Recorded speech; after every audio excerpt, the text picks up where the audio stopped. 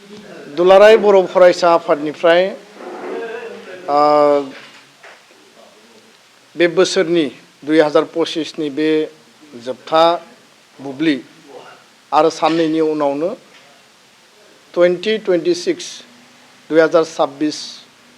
गोदान बोसोरा फैसिगोन आरो गिबियावनो गोदान बोसोर 2026 मायथाइनि गासै आसामनि भारतनि गासै हारि माहारिजों लोगोसे सुबुंफोरजों लोगोसे बड'लेण्डआव थानाय बर' कसारी काउन्सिलाव थानाय कार्बि आंलंआव थानाय आरो गासै आसामाव थानाय बर' आइ आफा रायजो राजानिसिम गाहाम हामलायनाय आरो खुलुमनायखौ आं बावहरदों। दिनैहाय गुबैयै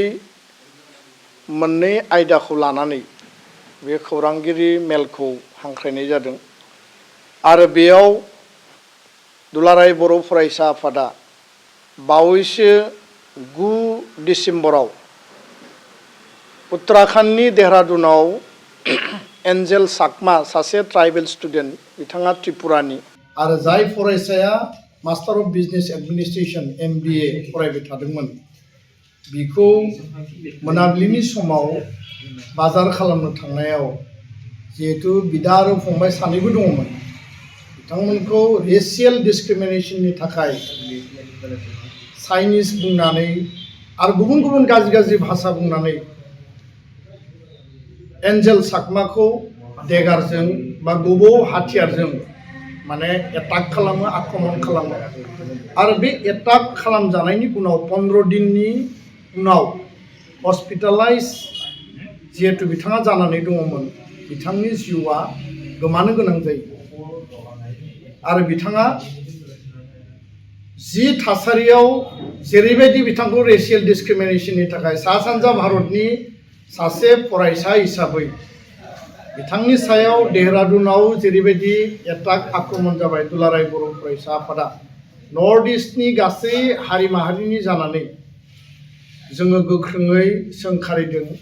गोख्रों रावजों बे जाथायखौ जोङो माने कुनु कारनाव जाहाथे बेबायदि जाथायखौ इयुनाव रावबो जाहाथे खालामनायनि साहस खालामा बिनि थाखाय जों स्ट्रंलि जों वार्निं होदों। खोथाया जाहैबाय जे बेबायदि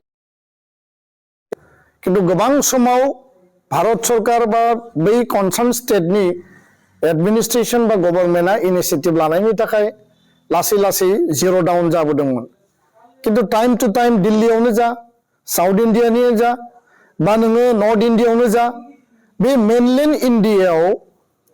सा सानजा भारतनि बे बर' सुबुंबो जानो हायो असमियाबो जानो हायो सोरबा गार' खासि जयन्तियाबो जानो हायो सोरबा मिज'बो जानो हायो सोरबा साकमा त्रिपुरिबो जानो हायो जायखिजाया बेबायदि सुबुंखौ चाइनिज बुंनानै बा मालाबा टिबेटनि बुंनानै मालाबा फरेनार्स बुंनानै रेसियेल डिसक्रिमिनेशन बर्णबादि जि मोनसे हिंसानि जि मोनसे आक्रमण बे आक्रमणखौ जों खालामबोनाय नुदों आरो बिनि सायाव प्रतिबाद खालामसेयावबो दिनैसिमबो जोंनि सायाव बेबायदि एटाक आक्रमणा जोबाखै दा बेखायनो एन्जेल साकमाखौ जायफोरा एटाक खालामदोंमोन बिथांमोनखौ माखासेखौ हमदों माखासेया खारनानै दङ आरो बे बेलायाव भारत सरकारखौ आरो लोगोसेनो उत्तराखंड सरकारखौ जोङो खावलायगोन जों दाबि दैखांगोन जे जायफोरखौ एरेस्ट खालामबाय दिनै बिथांमोनखौ BNS नि 103 नि धारायाव मार्डार केसाव माने एरेस्ट खालामनाय जादों होननानै बुंदों बा एरेस्ट खालामनायनि सायाव चार्जशिट माने बिथांमोनखौ माने आरोबाव केसखौ जाबसिननाय जादों होननानै बुंदों किन्तु बिथांमोना जाहाथे कुनु कारनाव दुर्बल चार्जशिटनि थाखाय बा प्रशासना एडमिनिस्ट्रेशना स्टेटआ देहरादून माने उत्तराखंड जानायनि थाखाय कुनु कारनाव बिथांमोना जाहाथे खारग'आ आरो जाय खारखोमानानै दङ बेखौ जाहाथे हमनायनि बेबस्था लायो बे मिडियानि गेजेरजों जोङो एसामिस निउज चेनेलावबो जिहेतु बे खोथाखौ बुंबाय जोङो दाबि दैखांदों जे बिथांमोनखौ एरेस्ट खालामनांगौ स्ट्रं पानिशमेन्ट होनांगौ मार्डार केसनि अधीनाव बिथांमोना जाहाथे माने फासिनि माने साजा मोनो बिनि थाखाय जोङो दाबि दैखांदों आरो बे जाथायखौ जों गोथौयै दुखु मोननाय फोरमायदों दुखुथिया न'खरजों बे दुखुनि समाव जों बाहागो लाफादों आरो दिनै मोनाबिलिनि 4 बाजियाव जोंनि माखासे दुलाराय बर' फरायसा आफादनि जिल्ला आफादफोरा एन्जेल साकमानि मुङै बेयाव बिथांखौ गोसोखांनानै श्रद्धांजलि होनायजों लोगोसे आरो प्रटेस्ट खालामनायजों लोगोसे केन्डेल लाइट सावनाय हाबाफारिखौ दिनै मोनाबिलियाव लागोन। नैथि बाथ्राया जाहैबाय जे मैया क'क्राझार जिल्लानि चिरां जिल्लानि गुरुबासायाव आरो गुरुबासानि नांदरबारि गामिनि सासे 20 बोसोरनि साइमन किस्कु सासे सान्थाल युथ बेखौ सिनाय मोनै सुबुंफ्रा आनआइडेन्टिफाइड मिसक्रिएन्ट बिथांमोना मटर साइकेलजों लावहाटी पिकनिक स्पटनिफ्राय फैदोंमोन आरो बै समाव कुनु खोथा गैया बाथ्रा गैया साइमन किस्कु बिथांखौ देगारजों सुनानै उदैयाव जखम खालामो गोब्राबै आरो बिथाङा दिनै थैनाय आरो थांनायनि परिबेसजों फखरुद्दिन आली आहमेद बरपेटा मेडिकेल कलेजाव बिथाङा एडमिट जानानै दङ। दा बे जाथायखौ जों गोख्रोङै सोंखारिदों आरो साइमन किस्कुखौ मा कारनाव एटाक खालामखो रावबो मिथिया कुनु कारन गैयाबासिनो आरो बेखायनो चिरां जिल्ला प्रशासनखौ जों खावलायदों जायफोर मिसक्रिएन्ट कालप्रिटफ्रा बेखौ एटाक खालामदों बेखौ नागिरनानै दिहुननांगौ बेखौ हमनांगौ बिनि सायाव स्ट्रं पानिशमेन्ट लानांगौ आरो कुनु कारनाव जाहाथे बे जाथायनि उनाव सान्थाल बा बे ओनसोलाव रायजो जानाय सुबुंफोरनि गेजेराव मोनसे गाज्रि थासारि बा गाज्रि परिबेस जाहाथे सृष्टि जाया सामाजिक जाहाथे कनफ्लिक्ट फैया बिनि थाखाय चिरां जिल्ला प्रशासन आरो पुलिस प्रशासन आसाम पुलिस आसाम सरकार बिटिसि सरकार बेबस्था लानांगौ होननानै जों खावलायदों। जों नुदों आरो बिराद दुखुनांथाव थासारि जे थांनाय अक्ट'बर दाननिफ्राय नभेम्बर दान दिनै डिसेम्बर बे दान मोनथामाव दुर्गा फुजा थांबाय बिनि उनाव लक्षी फुजा थांबाय बिनि उनाव दिवाली काली फुजा रास मेला दा गोदान बोसोर बरायनाय आरो गोजाम बोसोरनि जोबनाय गोबां माखासे मासरुम बायदि पिकनिक स्पट खुलिदों। इन्डो भुटान बर्डार एरियायाव पिकनिक स्पट खुलिदों बेयाव पिकनिक जानो थांदों बनभोजनि मुङाव टुरिज्मनि मुङाव जोंहा बेयाव बुंनो गोनां गैया बादा होनो गोनां गैया आरो पिकनिक स्पट खुलिनाय लोगो लोगो बे लकेल युथफोरा माखासे इनकाम जेनेरेशन बेयाव एक्टिभिटी बा बिथांनि इनकाम जेनेरेशननि खामानियाबो जादों जोंहा बुंनो गोनां गैया किन्तु खोथाया जाहैबाय फुजा मेलाया सानथाम सानब्रै जायोब्ला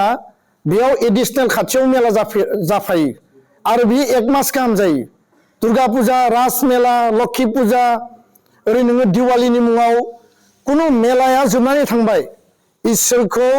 फुजिनायनि खामानिया बा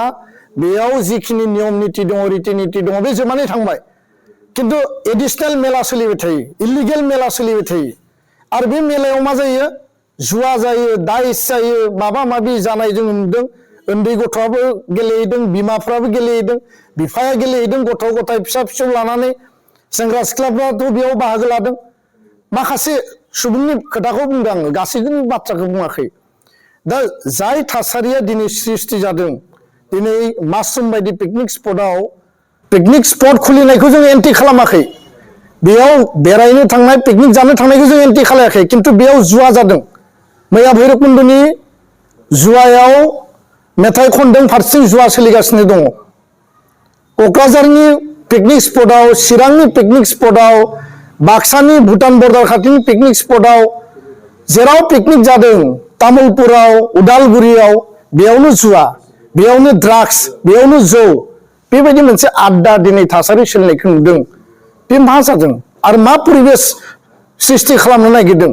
थारैनो बे जोबोद दुखुनांथाव जाय परिबेस परिस्थितिया सिगाङाव जोबबायमोन बेखौ जिर' डाउन खालामनो हाबायमोन खमायनो हाबायमोन किन्तु दिनै जौ जुवा पिकनिकआव माने बे दाइस होनाय आरो बेजों एन्टारटेनमेन्ट आरो एन्जयमेन्ट लानायनि जि मोनसे परिबेस परिस्थिति नुदों थारैनो बेयो जोबोद दुखुनांथाव कारन आइ रिभार फेस्टिभेलाव जागायजेनखालिनो सासे बाइकजों सौग्रावनानै जिउ जोबनो गोनां जादों आरो लावहाटीनिफ्राय फैफिननाय जाय मटर साइकेलजों सानै मिसक्रिएन्टफ्रा फैबाय बे सुबुंफ्रानो साइमन किस्कुखौ देगारजों सुदों गाबोन बहाबा जागोन समफोर बहाबा जागोन आरो बेफोरबायदि आनरुलि थासारिखौ मानो सृष्टि खालामनो नागिरदों गभर्नमेन्ट लेस आरो प्रशासन लेस कुनु बेयाव ओसी नि रोल गैया एसएसपी नि रोल गैया डिस्ट्रिक्ट एडमिनिस्ट्रेशन नि रोल गैया तारमाने दिनै बे आनरुलि माने एन्टि ससियेल एक्टिविटी को दिनै जानो होनाय बायदि थासारिखौसो जों नुदों आरो बे थारैनो जोबोद दुखुनांथाव दिनै जोंनि ओनसोलाव गोबां हारि माहारिनि आफादफोर दङ आं रावबो आफादखौ सोंखारिनोबो नागिराखै रायनोबो नागिराखै बिराद गुनि गियानि व्यक्ति दङ पण्डितफोर दङ जोंहा कनसियास सिटिजेन माखासे नागरिकफोर दङ कनसियास दिनै व्यक्तिफोर दङ ससियेलि कनसियास पलिटिकेलि कनसियास गुबुन गुबुन बिथिङाव कनसियास किन्तु दिनै बेफोर आनरुलि थासारिखौ नुनानै रावबो बाथ्रा बुङा रावबो खुगा माने बेखेवा आरो रावबो बिनि सायाव हेंथा खालामग्रा मानसि गैया दुलाराय बर' फरायसा आफादा बड'फा मिशन फर सास्टेनेबल चेन्जनि गेजेरजों समाज फोसाबनाय समाजखौ थिग खालामनाय आरो बेबायदि जौ जुवा ड्राग्स आरो समाज बेरेखा खामानिनि हेंथायै जों खामानि मावबोगासिनो दङ आरो मावलांबाय थागोन किन्तु दिनै एबसुनि आनसलिका इउनिटआ जिल्लाया बादा होनो थाङोब्ला बै जौ जुवा आरो ड्राग्स आरो जेराव जुवा जादों बे व्यक्तिफोरासो उल्था एबसुखौ आक्रमण खालामनो नागिरनाय आरो एबसुनोसो फैसा जासिनो नागिरनाय बेबायदि मोनसे प्रलोभन होनाय परिबेश परिस्थितिखौ जों दिनै नुदों स्वयं प्रशासनानो दिनै जोंखौ बुंनो नागिरो जे जुवानि पारमिशन बियोब्ला एबसुनियाव सोंहैथाय आनसलिकनियाव डिस्ट्रिक्टनियाव इउनिटनियाव बे खोथाखौ बुंनाय जों नुनो मोनदों खोनानो मोनदों आरो जोंनि दखरा आरो जिल्लाफ्रा जोंनो फोरमायदों बे बिराद दुखुनांथावना आरो जुदि प्रशासना जुदि बेफोरखौ लाय होयोब्ला गेलेग्रायाथ' गेलेखागोन आरो बेफोरखौ खालामनानै मोजां मोनदों दिनै एटेनसनखौ डाइभार्ट खालामनानै जोंनि समाज जोंनि ओनसोलखौ धंस खालामनाय थासारिखौ जोङो नुनानै थारैनो सोमोनांदों आरो जोंनि ओनसोला मोनसे सोद्रोम समाज बड'फानि आदर्शजों बर' हारि गेरेमसा माहारि दानायनि सिन्ताजों हाबा मावबाय थादों जोङो धोरोमारि बिथिंजों जिखि धोरोमाव थाया मानो जिखि धोरोमखौ फोथाया मानो गासैबो गावबा गाव धोरोमनि आदर्श आसार खान्थिजों नियम नेम खान्थिजों समाजखौ न'खरखौ गामिखौ सोद्रोम खालामनानै आब्रुथि गोनां लाखिनानै हारि जौगानायनि थाखाय समाज जौगानायनि थाखाय बयबो खामानि मावदों किन्तु खोथाया जाहैबाय जे अबा बेंकक अबा थाइलेण्ड अबा नोङो गवा बेबायदि जुवानि आड्डा जौनि आड्डा केसिनोनि आड्डा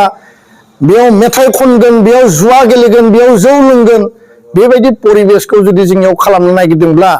बर' हारिनि बड'लेण्डनि बे ओनसोलाबो बा आसामनि गुबुन गुबुन खना खना ओनसोलाबो बियो सेकेन्ड पान्जाब सेकेन्ड नागालेण्ड आरो गवा लाइक बे माने नोङो थाइलेण्ड लाइक सिटुएशनखौ बेयाव लाबोनो नागिरनायखौसो जों नुदों आरो बेखौ खालामनानै मा मोनगोन बेजों मा लाब जागोन बे परिबेशखौ जोङो दिनै साननानै थारैनो जों सोमोनांदों बेखायनो दुलाराय बर' फरायसा आफादा आसाम सरकारखौ खावलायदों बिटिसि सरकारखौ खावलायदों जिल्ला प्रशासन पुलिस प्रशासनखौ खावलायदों लकेल असिखौ खावलायदों जे जिकुनु बिनिमयाव दा जि प्रिभिलिं जि जुवानि मोनसे एकदम जि आड्डा आरो जौनि जि मोनसे परिबेश ड्राग्सनि जि परिबेश आरो गोसो जाबानो जिखुनु खालामनाय गोसो जाबानो जिखुनु परिबेश परिस्थिति सृष्टि खालामनाय बेयाव सोरखौबा आक्रमण खालामनाय सोरनिबा भाइलेन्स खालामनाय एक्सिडेन्ट खालामनाय जिउ जोबनो गोनां जानाय बे परिबेशफोरखौ लानानै जाहाथे बयबो बाथ्रा बुङो बयबो स्टेन्ड होयो बयबो खुगा बेखेवो आरो प्रशासन आरो सरकारा जाहाथे बेखौ एक्सन लायो बिनि थाखाय जों दाबि दैखांबाय बेखिनि बाथ्राखौनो बुंबाय गोजोन्थों।